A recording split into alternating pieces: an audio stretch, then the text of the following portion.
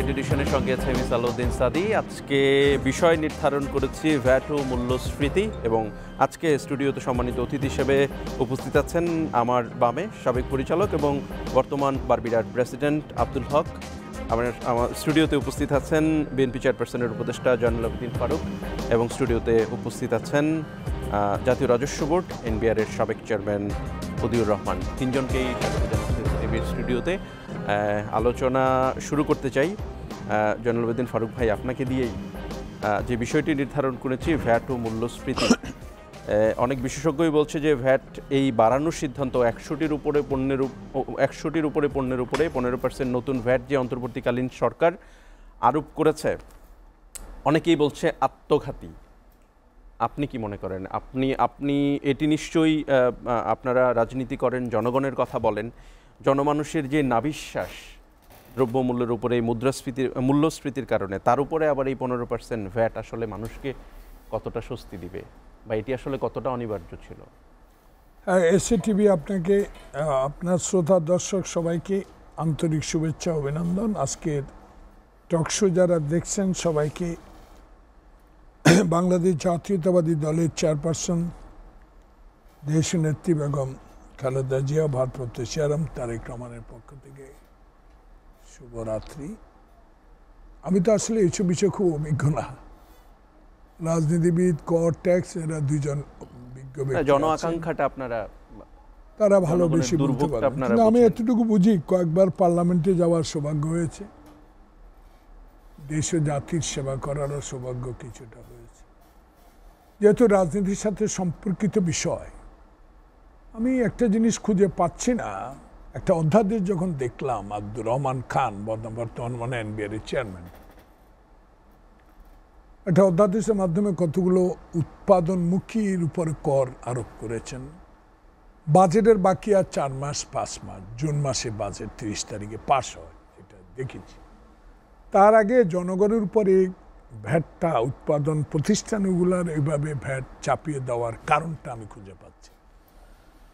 কারণ উনি যে সরকারের আমলে এখন এনবিআর-এর চেয়ারম্যান, সে সরকার শুধু ক্ষমতায় আসছে জুলাই আগস্ট বিপ্লবের পরে। জনগণের প্রত্যাশায় সরকারের উপর বিগত দিনের অত্যাচার, অবিচার, অমূলক মানুষের উপর কর ধার্য করা বিষয়গুলো আর এই নতুন সরকার বা অন্তর্বর্তীকালীন সরকার কোনোদিনও চাপিয়ে দেবে না। কিন্তু আমি হতাশ একজন রাজনৈতিক কর্মী হিসেবে, যে অধ্যাদেশের মাধ্যমে বাজেটের 6 মাস আগে এই করটা ধার্য করা ঠিক হয়নি। এই কারণে ঠিক হয়নি, বাজেটের পরে চিন্তা ভাবনা করে ঘাটতি বাজেটের কত হবে, এখন যেটা পরস্পর ওনারা ভালো বলতে পারবে, জানতে পারলাম যে বাজেটের ঘাটতি পোষাবার জন্য 100 টাকা কর, ভ্যাট ইত্যাদি ধার্য করে মানুষের উপর চাপিয়ে দিয়ে একটা বাজেট পেশ করা। তাহলে বাজেট তো ওনাকে পেশ করতে হবে, যেহেতু ইন্টেরিয়াম গভর্নমেন্ট।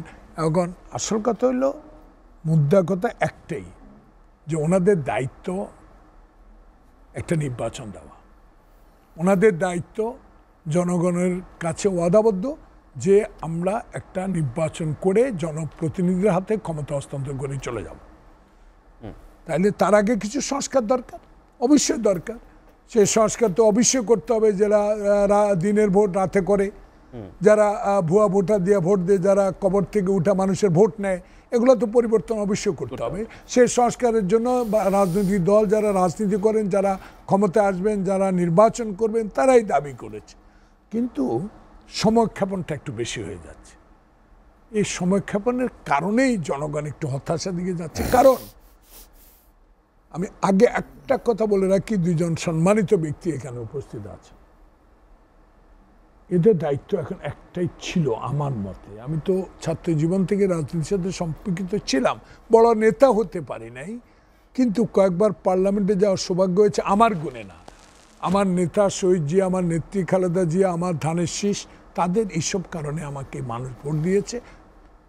এই জন্য আমি বলতে চাই যে এই সরকার যদি আজকে হারুনকে গ্রেপ্তারে আওতা আনতে পারত, যে হারুন নির্বাচিত সংসদ সদস্যদেরকে পার্লামেন্টের সামনে পিটিয়েছে, আজকে এই সরকার যদি শেখ হাসিনাকে ইন্ডিয়া থেকে আইনে এখানে আইনের আওতা আনতে পারত, তাহলে মানুষ মনে করতো না এই সরকার কিছুটা কাজ করতে পারবে।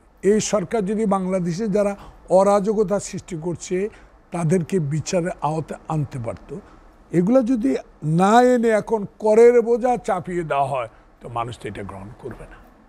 আমার মতে যে সরকার সংস্কার করুক, কিন্তু এমন সংস্কার করেন না যে সংস্কারের কারণে নির্বাচন প্রলম্বিত হবে এবং আওয়ামী লীগ স্বৈরাচারের প্রেতাত্মারা যেভাবে সচিবালয়ে আগুন দিয়ে এই সরকারকে অস্বস্তিকর পরিবেশে নিয়ে যাওয়ার একটা প্রতারণা চালিয়ে যাচ্ছে, তারই পুনরাবৃত্তি যেন না হয়।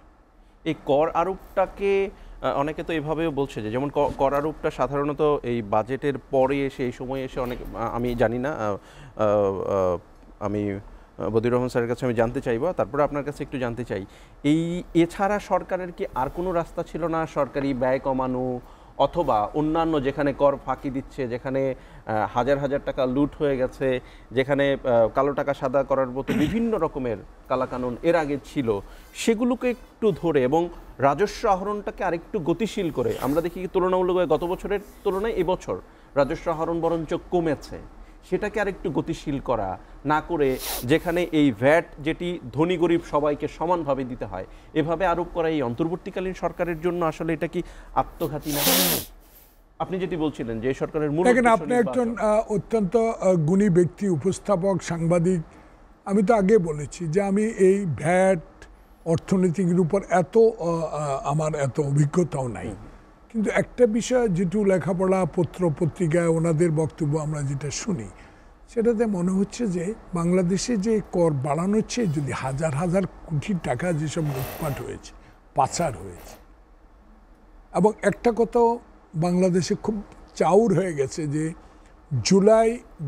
আগস্টের বিপ্লবের মধ্যেও অনেক আওয়ামী লীগ নেতাদের বাড়িতে লাইক আমর হোসেন আমর মতো বাসায়ও কোটি কোটি টাকার 1000 টাকার নোট পাওয়া গেছে।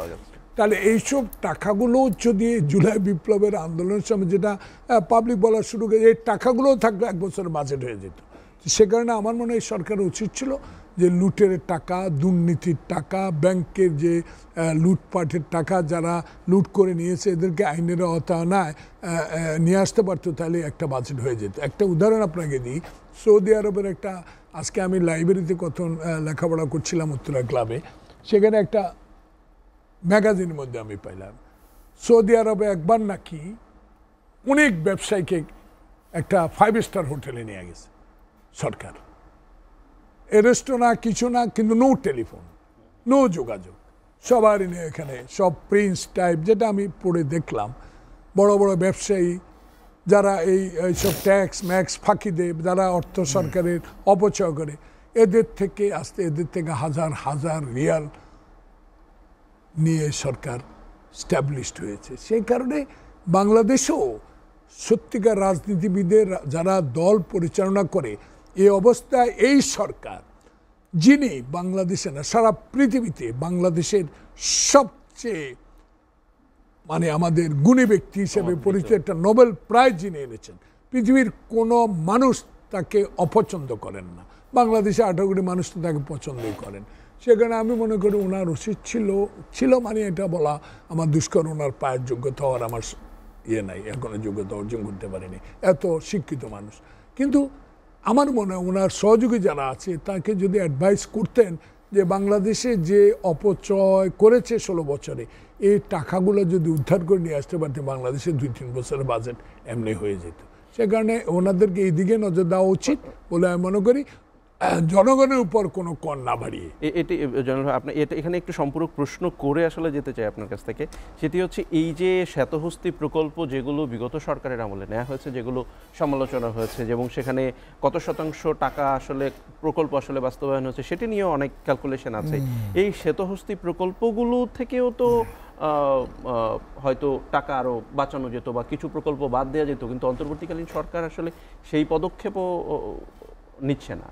এটিকে আপনি আসলে কিভাবে ব্যাখ্যা করেন আপনার কাছ থেকে জানবো, আমরা একটু শুনে আসতে চাই।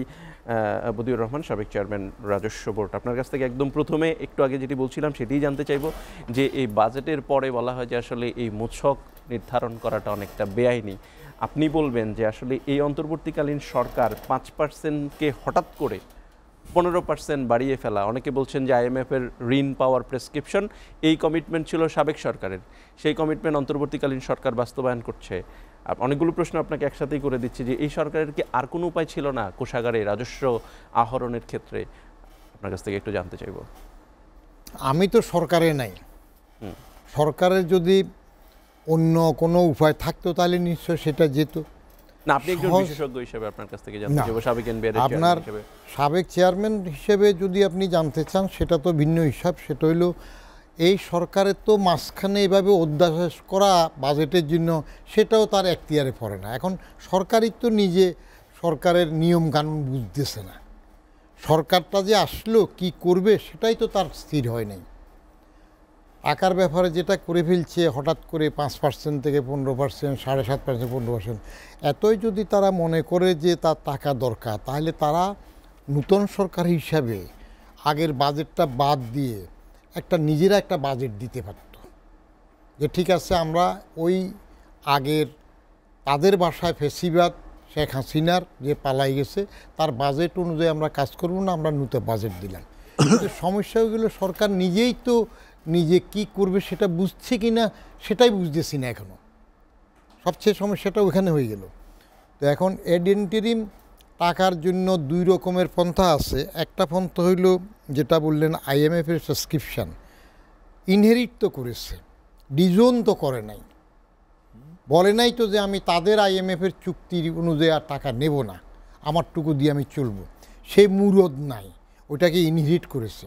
ফ্যাসিবাদের চুক্তি সেটা তো মেনে চলছে, ওই সময়ের কনস্টিটিউশন অনুযায়ী তো শপথ নিয়েছে। তো বাজেটের নূতনত্ব কিছু আনে নাই, বলে নাই। এখন টাকার দরকার পড়ছে, একটা হইলো আইএমএফের শর্ত পূরণ করার জন্য, সেটা তাকে মানতে হবে টাকা আনতে হলে। আর দ্বিতীয় হইল রেভিনিউ কালেকশন, যেটা এটা তো ধস নেমেছে, কারণ অ্যাডমিনিস্ট্রেটিভ কোহেশন তো নাই। যারা কাজ করবে তাদের মধ্যে একটা ভীতি আছে। আপনি খেয়াল করবেন সরকারের মধ্যে যে কর্মকর্তা যাদেরকে বদল করতেছে সবগুলা বলতেছে আগের আলী যারা ছিল আলীগুলা বাদ দিতে হবে, আওয়ামী লীগেরগুলা বাদ যাবে। তো বাদ গিয়ে আনতেছে কাদেরকে? আলী বাদ গেলে কে আসবে? দল তো মোট 3টা, এর মধ্যে 2টাই এফিটুফিট করে আসে, একটা আলী একটা বাজাদ। তো আলী চলে গেলে বাজাদ আসবে, বাজার তো এখন লাফাচ্ছে, এখনই এসে যাবে, পারতেছে না। নিজেদের মুরদে তো হাসিনারা আউট করতে পারে নাই, ছেলেপেলেরা আন্দোলন করছে, হয়ে গেছে, আসছে, কিন্তু এসে যে অস্থিরতা দেখাচ্ছে। কিন্তু কর্মকর্তাগুলো আসছে কারা? রাজনীতিবিদ তারা না আসুক, কর্মকর্তা এখন যেগুলাকে আনছে এগুলা কিন্তু সবই ওই ঘরানার লোক, বাজাদ এবং জামাত ঘরানার লোক। এবং কেউ কেউ তো আমি একটু বলি যে তাদের মনকিন নকিরের সওয়াল জবাব শেষ হয়ে গেছে, সেগুলো আসছে। ওরা অনেক দিন পরে এসে খেই হারিয়ে ফেলছে, কি করতে হবে কোহেশন তো নাই। সরকার একটু বেকায়দায় পড়ে গেল। এই বেকায়দার থেকে এখন যে যেটা ইন্টারিম ব্যবস্থা দিতেছে সেটা করলো। রাজস্ব বোর্ডের চেয়ারম্যান যিনি, আগে যদি আপনার প্রশাসন ক্যাডারে থাকতো তখন বলে যে এরা বাইরে থেকে এসে করে, এখন যিনি আছেন তিনি তো অরিজিনালি ট্যাক্স ক্যাডারের মানুষ। হয়তো ওনার মাথায় আসছে যে সহজ পন্থা যে কোনো সময় আপনি দেখবেন যেটা সহজ এটাতে যেতে চায়। বাকি যেগুলো বললেন যেমন করের বেলাও কী হয়, যে দে তার উপর অডিট করে, তার উপর বারবার চাপে, কিন্তু নূতন এক্সপানশানে নূতন ট্যাক্স পেয়ারকে ইনক্লুড করার চেষ্টাটা কম হয়, জরিপ করে যাবে সেটা করে না।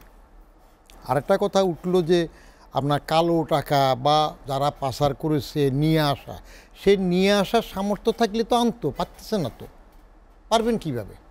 এর আগে যখন এরকম পাচার করলো কেউ আদালতের দ্বারস্থ হইলো, আদালতের তো বিচারহীনতা বলে যে তদন্তই করা যাবে না, তাহলে আপনি সেদিকে আনতে পারতেছেন না। এইদিকে আপনার নিজের কোহেশন নাই, যাদেরকে নিয়ে আসছেন তারা ধীরস্থিরভাবে নতুন কোনো প্রোগ্রাম দিতে পারতেছে না। তো সবটু লেজে গোবরে মিলে এখন দেখলো যে এটাই সোজা আছে, এটা মারো।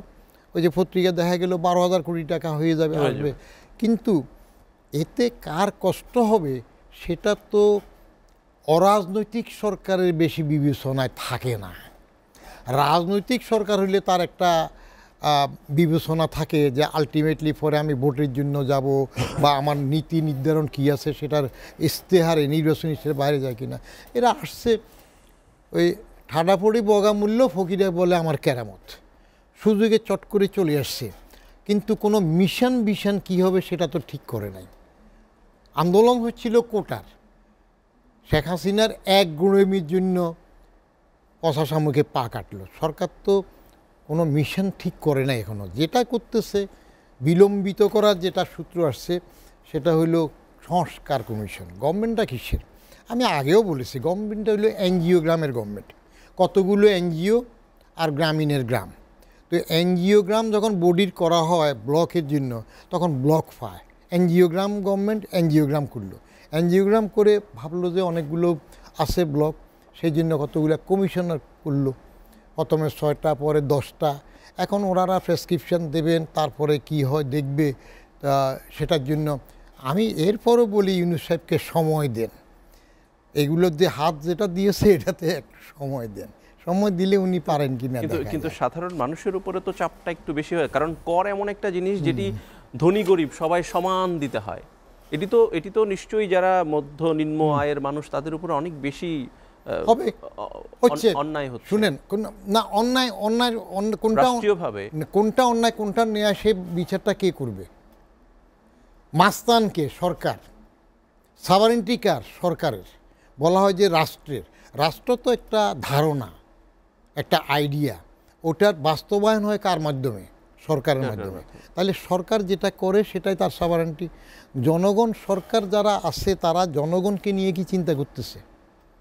জনগণের কথা চিন্তা করলে তো হঠাৎ করে এইটা করতো না, সংযমে যেত, দরকার হলে তার অন্যান্য জায়গা থেকে কাট করতো। কেমন আরও কিছু আছে, আপনি টাকার এত বেশি দরকার হইলে যাদের প্রচুর টাকা আছে সেদিক থেকে কিছু টাকা আদায় করেন, নেন।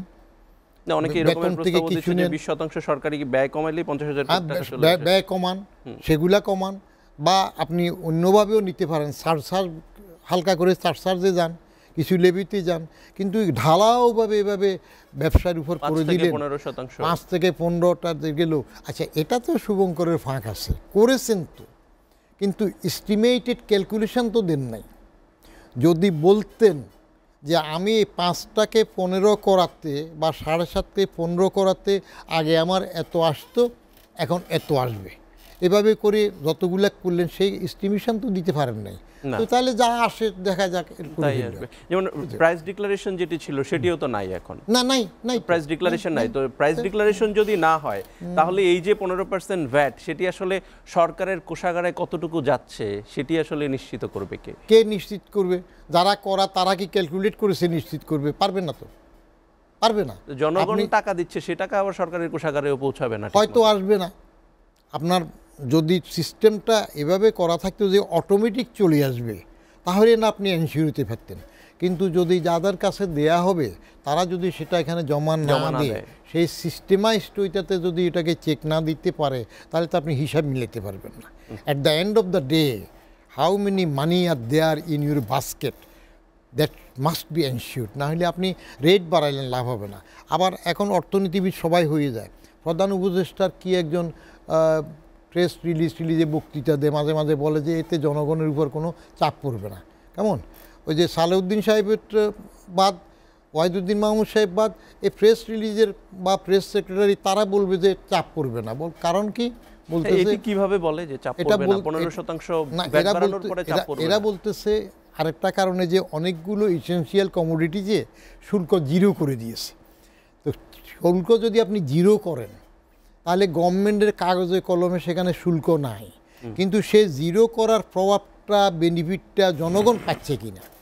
জনগণ যদি সে বেনিফিট না পায় তাহলে জিরো করার বেনিফিটটা কে পেয়ে গেল? অন্য পেল, মাঝখানে অন্যেরা পেল, তাতে প্রভাব তো পড়বেই, প্রভাব আসবে। কারণ আমি কি দেখব, বাজারে আপনি শুল্ক জিরো করাতে আমি আগের থেকে কমে কিনতে পারলাম কিনা, না পারলে আমার কোনো লাভ। ধন্যবাদ। আসতে চাই আব্দুল হক, বারবিডার প্রেসিডেন্ট, সাবেক পরিচালক এফবিসিসি, আপনার কাছে একেবারে সহজ সাবলীল প্রশ্ন যদি করি, ব্যবসা ক্ষেত্রে আসলে এই কর কতটা প্রভাব পড়বে? আমরা মানে ইতিমধ্যে হোটেল মোটেল রেস্তোরাঁ বিজনেস যারা করে তারাও ইতিমধ্যে আলটিমেটামও দিয়েছে এবং স্বাভাবিকভাবেই যখন এই করগুলো আসবে ব্যবসার ক্ষেত্রে একটি প্রভাব তো পড়বেই। এবিসিসিআই এর সভাপতিও মিটিং করেছে, তিনি বলেছেন।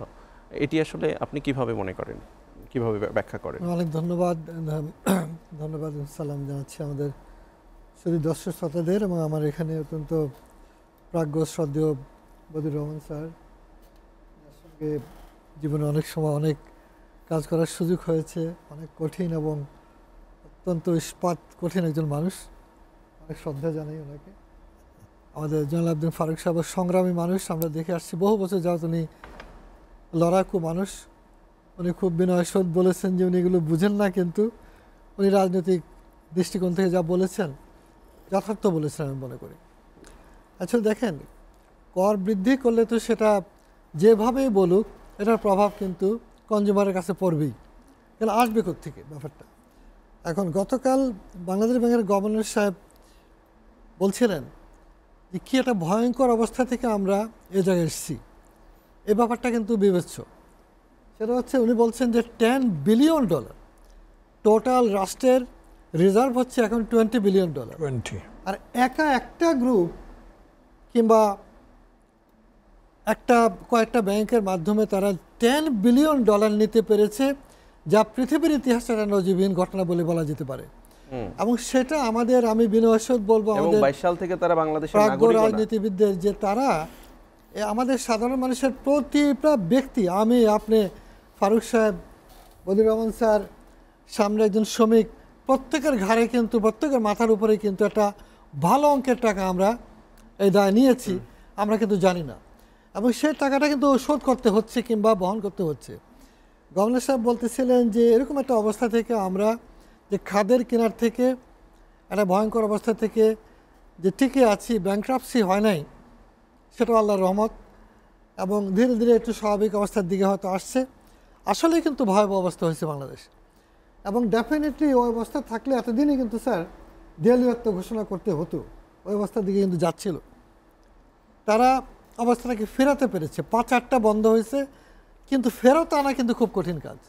যে টাকা যারা নিয়ে গেছে তারা এখন বরং ওইটাকে ব্যবহার করছে এই দেশের বিরুদ্ধে কিংবা এই দেশকে আনস্টেবল করা। এখন কিন্তু ওগুলো বিনিয়োগ করা হচ্ছে, কারণ আমরা তো বৈপ্লবিকভাবে সরকার পরিবর্তন হয়েছে বটে, বিপ্লবী সরকার তো হয়নি। বৈপ্লবিক কোনো আদালতের মাধ্যমে কোনো বিচার হয়নি, এখনও কারোর সম্পত্তি বাজেয়াপ্ত করা হয়নি, এখনও কাউকে মৃত্যুদণ্ড দেওয়া হয়নি, এখনও বলা হয়নি যে তোমাকে একটা এই কনসেশন দেওয়া হলে এতদিনের মধ্যে টাকাগুলো ফেরত দেবা, নতুবা তোমার মৃত্যুদণ্ড হবে। এখনও কিন্তু এরকম কিছু আসেনি। বলা হচ্ছিল যে লক্ষ লক্ষ লোক নাকি মারা যাবে। কই বাংলাদেশে এত ভয়ঙ্কর রকমের ঘটনা ঘটার পরেও কিন্তু মানুষ কিন্তু কোনো রিভেঞ্জ কিংবা বড় পলিটিক্যাল পার্টিগুলো সেদিকে কিন্তু না, বরং রক্ষা করেছে। আমি একটা সাধারণ ব্যবসায়ী হিসেবে মনে করি সরকার ছিল না যে বাংলাদেশে, সেই হিসাবে কিন্তু বাংলাদেশের অবস্থা অত ভয়ঙ্কর হয়নি। এটা বিপ্লব হয় নাই, তো ভয়ঙ্কর হবে কোথা থেকে? বিপ্লবী সরকার, গণ অভ্যুত্থান হয়েছে, বিপ্লব হয়। গণ অভ্যুত্থান হয়েছে এবং অভ্যুত্থানের মাধ্যমে সরকার পরিবর্তন হয়েছে। এটা জনগণের একটা বিপ্লবী আচরণ তো দেখা গেছে, কিন্তু যেহেতু কোনো মিলিশিয়া ছিল না, তাদের পেছনে তালেবানের মতো কোনো বাহিনী ছিল না, বিপ্লবী সরকার হয়নি, এটা স্পষ্ট। তো সেটা স্যাররা বলছেন যে এনজিও গ্রাম সরকার হয়েছে। এখন সরকারের দুর্বলতা তো আছে, কোনো সন্দেহ নাই, এবং যথাযথভাবে আমাদের রাজনৈতিক পলিটিক্যাল, উনি বলছেন যে ওনারা তো পলিটিক্যাল প্লেয়ার, ওনারা তো চাইবেন যে তারা এসে রাজনীতি করবেন, তারা সংসদে নির্বাচিত হবেন, নির্বাচিত তারা প্রথাগতভাবে। এখন এইখানে ভেতরের ব্যাপার তো অনেক ঘটনা আছে, সংস্কারও অনেকগুলো মানুষের দাবি, হাজারো যে ছেলেরা মারা গেল তাদের প্রত্যাশা, বহুবার আমরা যে প্রত্যাশা সেগুলো আমরা দিতে পারি নাই, সেটা আছে। কিন্তু সরাসরি যে আপনি প্রশ্ন করেছেন ভ্যাটের ব্যাপারটা, যেটা আমাদের প্রাক্তন চেয়ারম্যান সাহেবুর রহমান স্যার যেটা বললেন যে এখানে খুব সরাসরিভাবে এরকম বাড়ালে পর টাকাটা বেরিয়ে যায়, এই রাস্তাটা তারা বেছে নিয়েছে। পক্ষান্তরে আপনি জানেন যে আগের সরকার যে বাজেট করে টাকা লোন করে যে করেছে, বিল্ডিংগুলো করেছে, সরকারি অফিস আদালত, এমনকি বিনোদনের জায়গা ইন্টারকনের সামনে উল্টা দিকে কয়েকশো কোটি টাকা খরচ করে একটা কনভেনশন সেন্টার করছে। একটার উদাহরণ দিলাম, এমনকি তারকা জাতীয় হোটেল রাজস্ব রয়েছে বোর্ডের যে অবকাশ যাপনের রাজস্ব জন্য। ভবন, তার ফ্লোরে যদি যান অন্তত 40% জায়গা খালি, বাকিটা অফিস। এইভাবে করে এই ভয়ঙ্কর খরচগুলো কিন্তু জনগণের উপর চাপিয়ে দেওয়া হয়েছে। এখনো পর্যন্ত কিন্তু অনেক অপ্রয়োজনীয় প্রজেক্ট কিছু বাদ দিয়েছে, অল্প, খুব কম। অনেকগুলো বাদ দেওয়া উচিত ছিল, যেগুলোকে টোটালি হারাম করে দেওয়া উচিত ছিল, যেগুলো কিন্তু নির্ঘাত অপচয়, সেরকমভাবে কিন্তু হয়নি। অতএব রাজস্ব ব্যয় হ্রাস করে অনেক বাজেট কভার করা যেত, আমি বিশ্বাস করি সেটা, এবং সেটা উচিত ছিল সর্বাগ্রে করা, এবং অপ্রয়োজনীয় প্রকল্পগুলো সর্বাগ্রে বাদ দেওয়া, যাতে জনগণের উপরে চাপ না পড়ে, এবং যে টাকা পাচার হয়েছে যে কোনো প্রক্রিয়ায় হোক, যেগুলো দেশে আছে, আলটিমেটাম দেওয়া, জেনারেল অ্যামনেস্টি দিতে পারে, তুমি এত তারিখের মধ্যে যদি দাও তোমাকে এত ক্ষমা করা হবে, তা না হলে টোটালি বাজেয়াপ্ত করা। আমাদের পাশে বিহার রাজ্যে নীতিশ কুমারের সরকার কিন্তু দুর্নীতিপরায়ণ অফিসারদের টোটাল বাড়ি আপনার অধিগ্রহণ করেছিল, করে প্রাইভেট ক্লিনিক বানায় দিচ্ছে। নিউজ উইক, টাইম ম্যাগাজিনে সেগুলো আসছে। এত বড় একটা ঘটনার পরে আমরা কিন্তু একটা করতে পারি, তার মানে আমরা বিপ্লবী চেতনার কোনো কাজ করতে পারি নাই। এবং এই যে যেটা বাড়ানো, এখন আমি মনে করি যে সরকারের রাজস্ব দরকার আছে, কোনো সন্দেহ নাই, কিন্তু রাজস্ব ব্যয় হ্রাস করার বড় রকমের উদ্যোগ আমরা দেখতে পাইনি। সেটা হওয়া উচিত ছিল, কাঙ্ক্ষিত ছিল, সেদিকে না গিয়ে সরকার কিন্তু ট্যাক্স বাড়াইছে, এবং মানুষের উপর, সাধারণ মানুষের উপরে এই চাপ। সাধারণ মানুষ কিন্তু অনেক কিছু জানে না, আমাদের অজ্ঞতাও কিন্তু তাদের জন্য একটা আশীর্বাদ, বিশেষ করে যে কোনো শাসকদের জন্য। মানে মানুষ এত $10 বিলিয়ন কত টাকা হয় সেটাও কিন্তু আমরা হিসাব করে দেখাই, রাজনৈতিক আলোচনায় আসে নাই। ধন্যবাদ। এসিটিভি লেট এডিশন একটা বিরতি নিচ্ছে, সাথে থাকুন।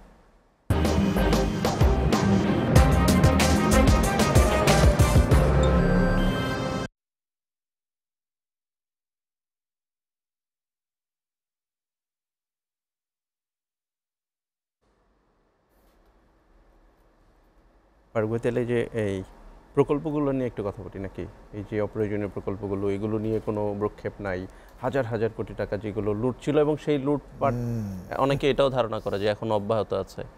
সেই শ্বেতহস্তি প্রকল্পগুলো, এক একটা গেট যে বানানো হয়েছে, গেট, তোরণ এনবিআর ভবনের, আসলেই কিন্তু এই পাশে যে আগারগাঁয়ে যে অফিসগুলো হয়েছে, যে 40% স্পেস জাস্ট লবি, যেই একটা ভবনে আমি দেখলাম যে টেস্টেডিডের একটা দোকান খুলছে ভেতরে, মানে ওই চা বিস্কুট বিক্রি করে আর কি। যারা পৃথিবীর ইকোনমি কন্ট্রোল করে, বসদের অফিসগুলা এই 10 ফিট বাই 12 ফিট, ছোট্ট একটা টেবিল চেয়ার বসতে পারলে একটু হইলো বড়। পৃথিবীর ইকোনমি কন্ট্রোল করছে, ছোট ছোট জায়গায় বসে আছে, কোন রকমের কোন দিকে যে রাষ্ট্রকে। আপনি স্যার তো চলে গেলেন, বর্তমান সচিব মহোদয়দের যে ফ্ল্যাট বানাইছে 5000 স্কোয়ার ফিট, ফারুক ভাই গেলে ওখানে মুচ্ছা খাবেন, 7 স্টার হোটেলের মতো। লবি কি মার্বেল দিয়ে বাঁধানো লবি। কোনটা এটা? এই যে সচিবদের যে, আচ্ছা, সচিবদের বিশেষ বিল্ডিং করছে, এটা ওই যে রমনা থানার উল্টা দিকে, আগের রমনা থানা, এই যে ইস্কাটনে সচিব অ্যাপার্টমেন্ট, ইস্কাটনে। সেটা যদি যান, আমি গিয়েছিলাম, রাজু, আমি টক শো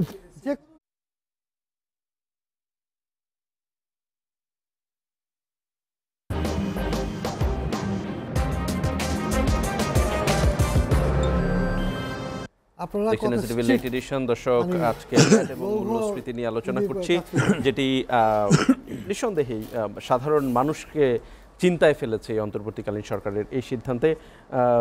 জয়নুল আবেদিন ফারুক ভাই, বিএনপি চেয়ারপারসনের উপদেষ্টা, আপনার কাছে যে প্রশ্নটি রেখে আসলে আমরা গিয়েছিলাম, এই যে সাধারণ মানুষের উপরে রাজস্ব আহরণের এত বড় চাপটি যেখানে তৈরি হলো, অন্যদিকে বিশ্লেষকরা বলছেন যে সরকারের যে বড় বড় শ্বেতহস্তি প্রকল্পগুলো, অর্থাৎ সাবেক সরকারের যেই বড় বড় শ্বেতহস্তি প্রকল্পগুলো আছে, সেগুলো মুষ্টিমেয় এখন আছে, এবং সেগুলো চলছে, বাস্তবায়ন হচ্ছে, এবং যেটি বিশ্লেষকরা বলছেন যে যদি সরকারি ব্যয়ও 20% কমানো যেত, তাহলে বছরে 50,000 কোটি টাকা সাশ্রয় করা সম্ভব হতো। সেদিকে না গিয়ে একেবারে আমার ওই রিক্সা চালক, আমার এই কৃষক যে একটা বিস্কুট কিনবে তার বাচ্চার জন্য, তাকে 15% ভ্যাট দিতে হবে, যে ওষুধ কিনবে তাকে ভ্যাট দিতে হবে, কতটা যৌক্তিক আসলে? দেখেন, এখানে আমি তো আগে বলেছি, আমি তো এত এক্সপার্ট না, অর্থনীতিবিদ না, কিন্তু ওনাদের দুইজনের বিজ্ঞ লোকের কথা শুনে আমার এটাই প্রতীয়মান হলো যে আমাদের এনবিআর এর সাবেক চেয়ারম্যান উনি রিটায়ার হয়েছেন তো অনেকদিন হয়ে গেল আপনার কথা বলছে মানে আওয়ামী লীগ সরকারের আমলে উনি রিটায়ার করেছেন। জি বদিউর রহমান ভাই আপনাকে বলছেন রিটায়ারমেন্ট করেছেন তো একটা না তো আওয়ামী লীগ সরকারের আমলে তো আমি ছিলাম না, আমি 3 উদ্দিনের আমলে ছিলাম। 111 সরকার ছিলাম ও 2 বছরে রিটায়ার তখনই নাকি। আচ্ছা ওনার কথা বোঝার বড় কঠিন। উনি একটা কথা বলেছে, এই কথাটা ওনার থেকে ক্লিয়ার হওয়া উচিত। এক ফাঁকে উনি বলেছেন আগে 3 দল এখন 2 দল, এক দল আগে খাইছে আর এক দল খাওয়ার চেষ্টা হচ্ছে, মানে এই কথাটা কি বুঝাতে চেয়েছেন এটা একটু ক্লিয়ার করা দরকার। কারণ উনি রাজনীতি করেন না, উনি বিজ্ঞ মানুষ, উনি এনবিআর এর চেয়ারম্যান ছিলেন, অনেক বড় বিগ পোস্ট। এনবিআর এ কী হয় কী ঘটে সব কিছু আমরা জানি, রাজনীতি করলেই তো এগুলো খবর রাখি। তো সেখানে এই বিষয়টা ওনার ক্লিয়ার করা উচিত, এটা উনি ওনার প্রশ্নে ক্লিয়ার করবেন। ক্লিয়ার না করলে আমি কিন্তু এটা জবাব শেষে দিব। মাওলানা আজহার সাহেব উনি আওয়ামী সরকার আমলে অন্য দেশে চলে গেলেন। উনিও এমন একটা কটূক্তি করেছেন যে একজন খাইছে আরেকজন খাওয়ার প্রস্তুতি নিচ্ছে। এই বিষয়গুলো বাজারে খুব প্রসারিত হয়েছে, সেগুলো নিয়েও আমরা যারা বিএনপি করি এটা কাকে বোঝাতে চেয়েছে আমরা ক্লিয়ার কথাটা বুঝতে পারি না, আমরা বিভিন্ন কথা বলতেছি। তো দয়া করে উনি কথাগুলো আমাকে ক্লিয়ার করবেন, না করলে আমি শেষে এটা উত্তর দেব। দেখেন হাজার হাজার কোটি টাকা ব্যাংকে লুট হয়েছে, শুনতে পাই, দেখতে পাই। যারা আব্দুল হক সাহেব বলছিলেন যে 10 বিলিয়ন শুধুমাত্র। আচ্ছা 10 বিলিয়ন, এখন তো রিজার্ভে আছে 20 বিলিয়ন। তাহলে আব্দুল হক সাহেব তো অনেক পুরানো, উনি আমার অফিসের কাছে ওনার অফিস, যেখানে আমরা 3 বেলায় থাকি। সেখানে ওনার বক্তব্য স্পষ্ট, আমার কাছে স্পষ্ট, যে শ্বেতহস্তি বলেন, বিগ বিগ প্রকল্প বলেন, 2006 সালে পরে 2008 সালে 111 সরকারের সময় এবং তার পরবর্তীতে নেগোসিয়েশন করে মঈন ফখরুদ্দিনের সাথে বিদেশে চোখের চিকিৎসার নামে যারা আতাত করে বাংলাদেশ জাতীয়তাবাদী দলের মতো একটি বৃহত্তম রাজনৈতিক দলকে কয়েকটি আসন দিয়ে সেদিন যে নির্বাচনটা অংশগ্রহণ করেছে বেগম জিয়া, দেশপ্রেম দেখিয়েছিল এই কারণে যে দেশের থেকে যেন সামরিক শাসনের মতো এই বোঝা মানুষ থেকে আর মানুষের মাথা থেকে যায়। সেদিন আমরা যখন ওনাকে প্রশ্ন করলাম যে আমরা কি এত বড় দল 25টি আসন পাওয়ার মতো দল, তখন উনি উত্তর দিয়েছে যদি 5টি আসনও আমি পাই আমি পার্লামেন্টে যাব। জরুরি আইন উঠাতে হবে, জনগণের হাতে ক্ষমতা হস্তান্তর করতে হবে। রাজনীতি করে জনগণ, রাজনৈতিক দল, দলের প্রতি মানুষের আস্থা থাকুক না থাকুক, যে দলের প্রতি মানুষের বেশি আস্থা সে দলকে ক্ষমতা মানুষ নেয়। সেদিন উনি পার্লামেন্টে গিয়ে অনেক চেষ্টা করেছি, পার্লামেন্টে বসার সাথে সাথেই তো বিটিআর মিউটিনিটি, কি কাণ্ড, কেউ এদিকে পালায় কেউ ওদিকে পালায়, কেউ গুলির শব্দ। এই গুলির ভিতরেও 2-3 জন আওয়ামী লীগ নেতারা ভিতরে ঢুকে অনেক কাজ করতে আমরা দেখেছি। আজকে এগুলো খুলে বলা উচিত এই সরকারের, এটাই তো প্রত্যাশা। কিন্তু আপনার কথা ফেরত আসি, যে দেশ নিয়ে আরেকটা কথা বলেছে যে ছাত্র জনতা, ছাত্র আন্দোলনেই মরদ এই সরকারের গণ অভ্যুত্থান হয়েছে। আমি ওনাকে এই বিষয়ে বলতে চাই, ছাত্রদের আন্দোলন ছাত্র জনতার আন্দোলনে রূপ নিয়েছে। সকল রাজনৈতিক দল যারা বিগত দিনে স্বৈরাচার শেখ হাসিনার বিরুদ্ধে রাস্তায় লড়াই করেছে, আমি 54টা মামলার আসামি হয়েছি, আমার যেই নেতা হাঁটু পানিতে দাঁড়িয়ে পুলিশের ভয়ে রাত কাটিয়েছে, কবরস্থানে ঘুমিয়েছে, জঙ্গলে ঘুমিয়েছে, আয়নাঘরে মাসের মাস থেকেছে।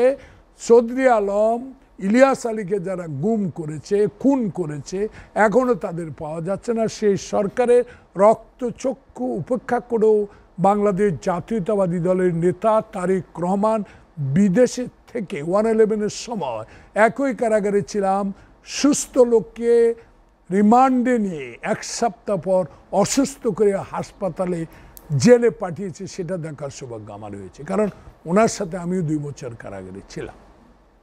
আমার দুঃখ লেগেছে। আন্দোলনের সূত্রপাত কে করেছে? বাংলাদেশ জাতীয়তাবাদী দল। সকল হাসিনা রক্তচক্ষু এড়িয়ে হলো আমরা রাজপথে ছিলাম। সেটাকে আস্তে আস্তে আস্তে রূপ দিয়েছে এই দল, তা রূপান্তরিত হচ্ছে গণ অভ্যুত্থানে। অস্বীকার করে কোনো জনাই। মুগ্ধ খোকনের রক্ত দেওয়াটাকে পৃথিবীর ইতিহাস থেকে কেউ মুছে ফেলতে পারবে না। কারণ একটাই, একটা 16 বছরের বুকে চেপে থাকা পাথরকে সরিয়ে দিয়েছে ছাত্র জনতা। সে কারণে বারবার এটা মনে থাকবে। এই কারণে যারা বিচারকের এজলাসে বিচার না পাওয়ার কারণে লাথি মারে, যারা হাইকোর্টের সামনে ময়লা ফেলে প্রমাণ করে আমাদের পক্ষে বিচার না করলে ময়লা এখানেই থাকবে, যারা নির্দেশিত এর রায় দেয়, যেই টাকার জন্য খালেদা জিয়াকে জেলে রাখা হয়েছে, সেই খালেদা জিয়ার 1 কোটি টাকা এখন 10 কোটি টাকা হয়েছে। তাহলে রাজনীতি প্রতিহিংসামূলক যেসব ব্যবস্থা গ্রহণ করার পরও বাংলাদেশ জাতীয়তাবাদী দল কোনোদিন লুকিয়ে যায়নি, সকল কিছু সহ্য করে রাস্তায় ছিল। তাই উনি যে কথাটা বলেছেন, মুরদ কারো ছিল কি ছিল না, এ বিষয়ে জনতায় আগামী ডক্টর ইউনূসের এই সরকার, যেই সরকারের নাম ডাকেন না কেন, এই সরকার তো একটা নির্বাচন দিতেই হবে, আজ হোক কাল হোক। সেই নির্বাচনে প্রমাণ হবে কারা আন্দোলনে ছিল, কারা আন্দোলন করেছে, কারা কি চায়, দেশের কি করতে পারবে। অতীতে ক্ষমতা থাকতে আমাদের দোষ ত্রুটি যে নাই, আমি এটা বলবো। রাজনৈতিক দলেই তো দোষ ত্রুটি করবে, রাজনৈতিক দল ছাড়া তো কেউ করবে না। সেখানে আমি চাই এই কথাটাও আমার মনে হয় দর্শক শ্রোতা গ্রহণ করতে পারবে কিনা জানি না। কারণ আমি যেহেতু বিএনপির একজন রাজনৈতিক কর্মী, বাংলাদেশে হাফ প্যান্ট পরে ঢাকা বিশ্ববিদ্যালয়ের ইকবাল হল থেকে বেরিয়ে হিন্দুস্তানে গিয়ে কুমলা খেয়ে, জাউবাদ খেয়ে, ট্রেনিং নিয়ে বাংলাদেশে যুদ্ধ করে স্বাধীন করেছিলাম। কি জন্য? 22 পরিবারের বিরুদ্ধে লড়াই করতে গিয়ে সেদিন স্বাধীনতা আন্দোলনের রূপ নিয়েছে। তাই মাওলানা ভাসানী সেদিন বলেছিল আসসালামু আলাইকুম। সে আসসালামু আলাইকুম কথা যদি শুনতেন, মাওলানা ভাসানী এক কথা বলেছে, শেখ মুজিব তুমি আইসো, দেশ স্বাধীন হয়েছে, আসো, তুমি লাঠি হাতে নিয়ে বসে থাকো ধানমন্ডির 32 নম্বর রোডে, আরেকজন যারা দেশ পুলিশ আতাউর রহমান খানকে প্রধানমন্ত্রী করে দাও। আমি নিজ কানে শুনেছি, তোমার দ্বারা হবে না। তো সে শেখ মুজিবকে তো জীবন দিতে হয়েছে। সে কারণ কি? যদি পার্লামেন্টে দাঁড়িয়ে বলে কোথায় সিরাজ শিকদার, পার্লামেন্টে দাঁড়িয়ে বলে যে এই গোলাম মোস্তফা 6 কোটি কম্বল আসলো, আমার কম্বল কোথায়, পার্লামেন্টে দাঁড়িয়ে বলে আমি রাত্রে ঘুমাতে পারি না, ডানে চোর, বামে চোর, বিছনায় চোর, এই কথাগুলো বলার কারণে বাংলাদেশের শেখ মুজিবের মতো লোককে জীবন দিতে হয়েছে। তাই রাজনৈতিক নেতারাই তো জীবন দেয়, দোষ হলেই জীবন দিবে। সে কারণে আমি মনে করি ডক্টর ইউনূস যদি তার এই যে নামেই ডাকেন ওনারা, এনজিও বলুক, ইন্টেরিয়াম গভর্নমেন্ট বলুক, তার উচিত হবে একটাই, যে লুটের টাকা এনে বাজেট করো, বাংলাদেশে গরিবের উপর এর কর চাপাবার কোনো প্রয়োজনীয়তা নাই। এবং এই ক্ষমতা জনপ্রতিনিধির হাতে দিয়ে দেন। জনপ্রতিনিধিরা মনে যদি করে এলপি গ্যাসের দাম বাড়াইতে হবে, স্কুলের বাচ্চাদের টিফিন বক্সের দাম বাড়াইতে হবে, আজকে ফলের দাম, আমলার দাম, কমলার দাম, জুসের দাম, কেশাবের দাম, টমেটোর জুসের দাম বাড়াইতে হবে, সেই ডিসিশন আপনাদের দেওয়ার কোনো ক্ষমতা আছে কিনা জনগণ এই প্রশ্ন কিন্তু শুরু করবে কাল থেকে। সেখানে আমি মনে করি যে বাংলাদেশ জাতীয়তাবাদী দল যেটা বিশ্বাস করে, ক্ষমতা কে যাবে আল্লাহ রাব্বুল আলামিন জানে। কারণ আমি আল্লাহ রসুল বিশ্বাস করি, সে আল্লাহ রসুলের উপরে আমি একটা কথা বলতে পারি যে আমি 5 বার পর একবারও হারি নাই। আমার কোনো গুণ ছিল না, গুণ ছিল দানেশী, শহীদ জিয়া, খালেদা জিয়া, তারেক রহমানের আদর্শ। সে আদর্শের উপর ভিত্তি করে রাজনীতি করি। তাই সে কারণে যারা আজকে বিজ্ঞ কথা বলেন, যারা বিসিএস দেন শুরুতেই গাড়ি বাড়ি, দেখুন আমি কাউকে কটাক্ষ করে বলছি, তারা প্রতিভাবান ব্যক্তি বিশেষে ভালো করেন, রেজাল্ট করেন, সেখানে আর এই বিসিএসটাকে ধ্বংস করে দিচ্ছে শেখ হাসিনা। বাংলাদেশে কত লোককে তারা চাকরি দিয়েছে যারা অজ্ঞ, কিছুই জান না, তারাই বাংলাদেশে এখন এই সচিবালয়ে আগুন লাগাবার লোকের তারা। সেখানে আমি মনে করি তত্ত্বাবধায়ক সরকার উচিত এসব ভ্যাট ট্যাট কিছু না করে এসব মানুষের উপর ঝাঁপিয়ে কর চাপিয়ে কোনো লাভ হবে না। যতটুকু সম্ভব সংস্কার আপনারা করেন, কিন্তু এই সংস্কারের নামে মঈন ফখরুদ্দিনের মতো বিলম্বিত করে দেশে আর একটা অস্থিরতার সৃষ্টির যে প্রয়াস, একজন বলে প্রেস সচিব কি বলেন, তো প্রধান উপদেষ্টা কি বলেন, এই বিষয়গুলো জানতে এনে মানুষ যেন ডক্টর ইউনূসের বদনাম না। ডক্টর ইউনূসকে মনে রাখতে হবে 18 তলায় পায়ে হেঁটে আমি দেখেছি একটা মোড়া নিয়ে একতলা উঠে মোড়ার মধ্যে বসে বসে উনি হাজিরা দিতে গিয়েছেন, তার সে কথা মনে আছে। তাকে কিভাবে হেয় প্রতিপন্ন করা হয়েছে, কি একটা বই দেখিয়ে পার্লামেন্টে বলেছে আরে কি আনছে এটা তো এমনিই পাওয়া যায়। তো এইসব বিষয় যাকে হেনস্থ করেছে যে উনি এখন হিন্দুস্তানে মোদির আঁচলের নিচে, আর বাংলাদেশে ডক্টর ইউনূস উনি যেভাবে চলতেন, যে লোক দ্বারা উনি পাহারা পেতেন তারাই ওনাকে পাহারা দিচ্ছে আর উনি বাইরে বসে আছেন।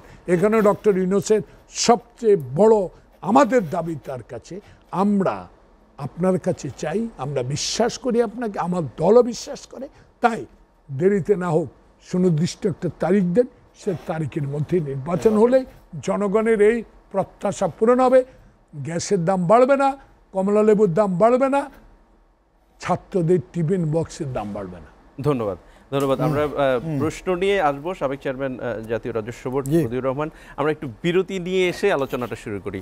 লেট এডিশনে নিচ্ছি আরেকটা বিরতি, সাথে থাকুন।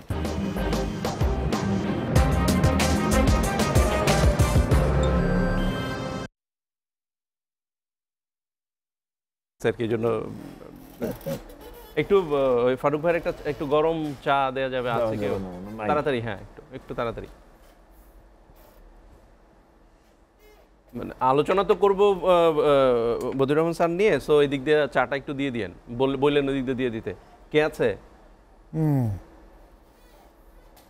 না এদিক দিয়ে?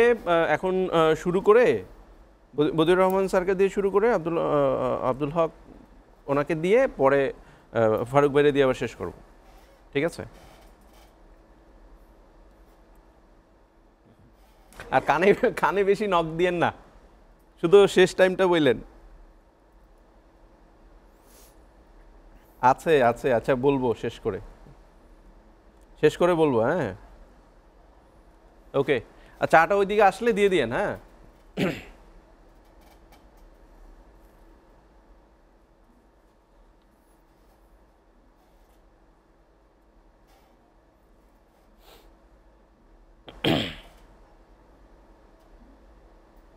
হ্যাঁ ওই দিক দিয়ে চাটা দিয়ে দিবে। আমি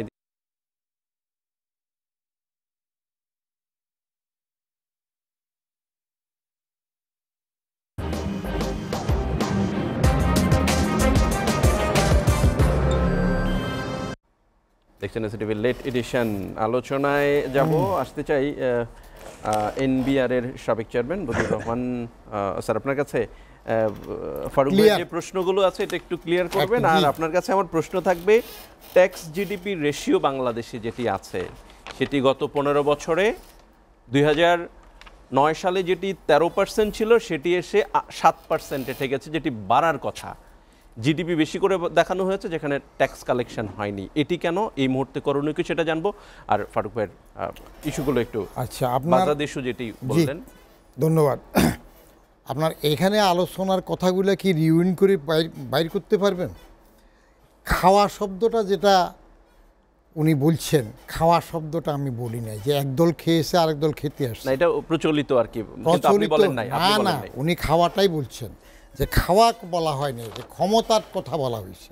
সেটা রেফারেন্স হিসেবে এক ইমামের এক মৌলবীর কথা বলেছেন ফারুক ভাই। না উনি সরাসরি আমাকে খাওয়াটাই না উনি বলেছেন আলী আছে আরেকজন, এখন পরে আরেকজন বাজাদের কথা আসবে। ক্ষমতা কি বুঝাতে চাইছে বাংলাদেশ জাতীয়তাবাদী দল? কি বুঝাতে চাইছে? ক্ষমতায় আসবে, আলী গেছে, এখন বাজার ক্ষমতায় আসবে। না, ক্ষমতা আসবে এটা তো আমরা বলি না। আমরা আপনি বলার দরকার না, আমি তো আমারটা বলতেছি। না না, আমি তো ক্ষমতা আসবো বলি না। আপনার বলার দরকার না, আমি বলছি যে এখন ক্ষমতায় আসলে আলী গেছে, বাজার আসবে। তার কারণ রাজনৈতিক দল হিসেবে দুইটা দলই তো রোটেশনে করতেছে একটার পর একটা। ওই যে খাওয়ার কথা বলা হয়নি যে আলী চলে গেছে, এখন বাজার আসবে। তো বাজার একটু তাড়াতাড়ি আসতে চাচ্ছে, বলছি ইউনূস সাহেবকে সময় দেন। আমি এই ফাঁকে রাজনৈতিক নেতার জন্য একটা জিনিস অনুরোধ করে রাখি। আমি 3টা বই লিখে রাখছি। একটা আমার আত্মজীবনী ডুমুরিয়া থেকে সচিবালয়, আরেকটা আপনার সরকারি চাকরিতে আমার অনুভূতি সমগ্র 7টা বইয়ের একটা কালেকশন। ওই 7টার মধ্যে শেষটা হইল আপনার তত্ত্বাবধায়ক আমল, কিছু রাজনীতি কিছু বাজনীতি, সেটা আছে। আর সর্বশেষ এবার বের করলাম আপনার চেতনায় বুদবুদ। এই চেতনায় বুদবুদটা ওনাকে পড়ার জন্য আমি যদি সময় পান রিকোয়েস্ট করব। সেখানে আওয়ামী লীগের পুরো এই 15-16 বছরের 2008 থেকে 2023-এর সমস্তগুলো লেখা আছে। এমনকি you will be happy to know আপনার উপরেও আমার একটা লেখা আছে। এই যে হারুন আপনাকে যে অপমান করলো, লাঞ্ছিত করলো, সেটার উপর আমি সংসদ ভবনের সামনে, হ্যাঁ সেটা লিখেছি আমি, সেটাও লিখে আছে। একটু অনুগ্রহ করে নাম 3টা আবার বললে আমি একটু কিনবো কালকে। হ্যাঁ, সেটাও যাওয়ার সময় নিয়ে নেব, আপনার সময় নষ্ট করেন না। যেটা মজার জিনিস হইল আপনার ক্ষমতা, এই দুইটা দলই তো দেশটা শাসন করতেছে। আর দুর্নীতি বা খাওয়ার প্রশ্ন তো এখানে আমি খাওয়ারটা বলিনি। সেটা হইল উনি যে কথাগুলো বলছেন এগুলো আমি প্রায় বলি যে বঙ্গবন্ধু 10ই জানুয়ারি 1972 পর্যন্ত ওনার একটা ভূমিকা, সেটা ঠিক আছে। কিন্তু পরে যেটা উনি করেছেন সেটার খেসারও তিনি চরমভাবে দিয়েছেন। এই যে কোথায় সিরাজ শিকদার, এটা আমার লেখাতে আছে। লাল গোড়া দাবড়াই দেব, এটা বলা আছে, এগুলো আমি বলেছি। সবাই পায় সোনার খনি, আমি পাই চোরের খনি, সেটা লেখা আছে। গাজী আমার কম্বলটা কোথায়, এগুলো সব অলরেডি লেখা হয়ে গেছে ওইখানে। মজার জিনিস হইল আপনার রাজনৈতিক পট পরিবর্তনে যারা ক্ষমতায় আসে তারা অনেক সময় হুঁশ হারাই ফেলে। বঙ্গবন্ধু 3 মিনিটের মধ্যে বাকশাল করে ফেলল। এটা কোনো দিন আমার লেখাটা ছাপতে চাই না যুগান্তরে। উনি গুণী ব্যক্তি, দেখেন একজনে লিখে পাঠিয়ে দিছে, ওনার 3টা বই আমার কাছে আছে, কালকে সকালে নিয়ে আসবো। না, লাইব্রেরি তো আছে। না না, বুঝছি আপনার বঙ্গবন্ধু 3 মিনিটের মধ্যে যে ফের ফয়েল এসে 5 বছরের জন্য প্রেসিডেন্ট হইলেন, এটা সমালোচনা করে যখন আমি যুগান্তরে কলাম লিখলাম, তখন সেখানে যে আমার কলাম সম্পাদনা করে, নাম বলবো না, আপনাদের সাংবাদিক তো অসন্তুষ্ট হবেন, বললো যে না এটা ছাপা যাবে না। পরে সম্পাদক সাহেব বললো যে না, আমি বললাম ওইটা না ছাপলে লেখা যাবে না। বঙ্গবন্ধু সমালোচনা করে যাবে না এটা না, উনি জাতির পিতা, 72-এর 10-এ যে একটা ঠিক আছে, কিন্তু পরে যেটা উনি করেছেন এটা মেনে নেওয়া যায় না। আচ্ছা, এখন আপনি যেটা বলছেন যে একটু 1 মিনিটে যদি জিডিপি ট্যাক্স রেশিও যেটা বললেন, জিডিপি ট্যাক্স রেশিওটা আপনার যেটা আপনিই তো বলে দিলেন, জিডিপি বাড়িয়ে দিয়েছে, ট্যাক্স কম হয়েছে, যার ফলে এটা রেশিওটা কমে গেছে। আর এমনি তো আপনি জানেন, সবাই জানে আমাদের বাংলাদেশে জিডিপি ট্যাক্স রেশিও সবচেয়ে কম, এমনকি নেপাল থেকেও কম। বাজেটের আকার বাড়ছে। আমি যখন ছিলাম 2007-এ, তখন মাত্র আপনার ব্যাট, কাস্টমস, শুল্ক এবং ইনকাম ট্যাক্স সব মিলিয়ে বাজেট ছিল মাত্র 36,000 কোটি। আমি 43,850 কোটি টাকার বাজেট নিলাম। হক সাহেবরা তো তখন অ্যাক্টিভলি আমার সাথে কাজ করেছেন। পরে 47,000 কোটি, এখন তো 5 লাখ কোটি টাকার উপরে। সমস্যা হয়ে গেছে এনবিআর এর ইনহেরেন্ট যে সমস্যাটা, সেখানে ধরে রাখা, ওটা কেউ করতে চাচ্ছে না। এখানে যে চেঞ্জ দরকার, নেট বাড়ানো দরকার। একজন যে তার উপর বারবার করে সেটা না করে অন্যটা ধরবে, সেটা ধরতে গেলে হবে কি সবগুলো আসে। এখন আপনার উপজেলাতে ট্যাক্স পে করার মতো ক্যাপাসিটি অনেকের আছে, সেদিকে যাচ্ছে না। গ্রাম অঞ্চলে আছে, সেদিকে যাচ্ছে না। আপনি সম্প্রসারণে যাচ্ছে না, শুধু একজন তার উপরে যে দেয় তার উপর বেশি প্রেশার দেয়, তার ফলে এই ঝামেলাটা হচ্ছেই হবে। ধন্যবাদ। আসতে চাই একটু আমরা আব্দুল হক, বারবিডার প্রেসিডেন্ট, আপনার কাছে আসতে চাই। এই যে মূল্যস্ফীতি নিয়ে অবশ্য খুব কমই আলোচনা। মূল্যস্ফীতি নিয়ন্ত্রণে যে ব্যাংকের সুদ নীতি হার করা হয়েছে সেটি নিঃসন্দেহে ব্যবসাকে প্রভাবিত করেছে। এটি কি আসলেই মূল্যস্ফীতি নিয়ন্ত্রণের ক্ষেত্রে কার্যকর কোনো পন্থা বাংলাদেশের জন্য? আরেকটি প্রশ্ন আপনাকে করে যাব যে এই আমাদের আশেপাশে যে কয়টি দেশ আছে এই দেশগুলোতে, এশিয়া দেশগুলোতে প্রেস সচিব বলেছেন যে সর্বনিম্ন কর হার আমাদের। আসলেই কি আমাদের সর্বনিম্ন কর হার ব্যবসা বা সাধারণ মানুষ? কর হার সর্বনিম্ন নয়, কিন্তু করের আমাদের ব্যাপ্তিটা যেটা রহমান স্যার বললেন, রেশিওটা কম, অনেক কম, নেপালের চেয়েও কম। কিন্তু করের হার আমাদের খুব কম না। আমাদের company tax one of the highest এই অঞ্চলের মধ্যে, ভারতের চেয়েও বেশি আমাদের করের হার। কিন্তু রেশিওটা আমাদের কম পপুলেশন ওয়াইজ, এবং আমাদের কোয়ালিটি অফ লাইফ কিংবা সবটা যদি বিবেচনা করা হয়, সেখানে যেমন আমাদের উপজেলা পর্যায়েও কিন্তু অনেকের যে জীবনমান তাতে কিন্তু করের হার অনেক বাড়ানোর সুযোগ আছে। সেটা কিন্তু সেই কষ্টকর কাজটা অন্তর্ভুক্তিটা কম হয়েছে। সেখানে কিছু ইনোভেটিভ দরকার ছিল। ইনফ্যাক্ট এখনও প্রায় 80% রেভিনিউ কিন্তু আসে অ্যাট সোর্স থেকে, আর 20%-এর জন্য তো যত এস্টাবলিশমেন্ট দেখেন 20%-এর জন্য তারা এই কাজগুলো করছে। যেমন আপনি একটা জিনিস ইম্পোর্ট করছেন, চা ইম্পোর্ট করছেন, কফি ইম্পোর্ট, কাস্টম হাউসে কিন্তু এটাকে বলে অ্যাট সোর্স, অটোমেটিক পেয়ে যাচ্ছে। বাকিটা যেটা মানুষ দ্বারা তারা তাদের যে এস্টাবলিশমেন্টগুলো, সেখানে মাত্র 20% বলা যেতে পারে, হয়তো একটু কম বেশি হতে পারে। তার মানে এইসব জায়গায় অনেক আমাদের এখানে দুর্বলতা, ধূসরতা আছে, সেটা অনেক বাড়ানো সম্ভব। এবং বাংলাদেশের একটা দুর্বলতা হচ্ছে যে ট্যাক্স দিচ্ছে তাকে বারে বারে ধরা হয়, আর যে দিচ্ছে না, যেমন এত যে রাজনৈতিক কর্মী, তার যে জীবন মান, কিংবা ফর এক্সাম্পল আমরা আগের সময় দেখেছি তার লাইফ স্টাইলে এসে এত গাড়ি ব্যবহার করছে এরকম, কিন্তু দেখা যাচ্ছে ট্যাক্সের খাতা তার নাম নাই। তা এই যে এতগুলো মানুষের, ঢাকা শহরে যাদের বাড়িঘর আছে, আপনি অবাক হবেন শুনলে যে কদিন আমি জাপানে গিয়েছিলাম, সেখানে দেখলাম যে জাপানে সরকার কোথাও কাউকে কোনো প্লট কিংবা ফ্ল্যাট অ্যালটমেন্ট দেয় না। কি দেয়? আমি চাকরি করি, আমার বেতন সর্বনিম্ন, আমি অ্যাপ্লাই করতে পারি, আমাকে একটা থাকার জায়গা দিতে হবে। স্থানীয় সরকারগুলোর বাড়ি আছে, 1 রুম 2 রুম 3 রুমের বাড়ি আছে, সেখানে আপনাকে দেওয়া হবে একটা সময়ের জন্য যখন বেতন আপনার খুব কম থাকবে, এবং আপনার স্যালারি 10%-এর বেশি ভাড়া নেবে না। এইভাবে তারা সবাইকে কিন্তু যাকে বলে ইনকামের ডিস্ট্রিবিউশনটা করছে, এবং একটা সমাজতান্ত্রিক দৃষ্টিকোণ থেকে কিন্তু, যদিও সমাজতান্ত্রিক দেশটা কিন্তু মানে পুঁজিবাদী দেশ, তারপরেও কিন্তু এই বিষয়গুলো আপনার পরিবহন, আবাসন, খাদ্য সবটাতে কিন্তু একটা আমরা বাংলাদেশে কোনোটাই করতে পারি না। আমরা বরং সরকারের আপনার ওই যে স্যারদেরকে আমি অনেক সম্মান করি, কারণ উনি, আমি দেখেছি ওনাকে সুবিধাভোগীরাই বেশি সুবিধা পায়, আর যারা বঞ্চিত তারা বঞ্চিত।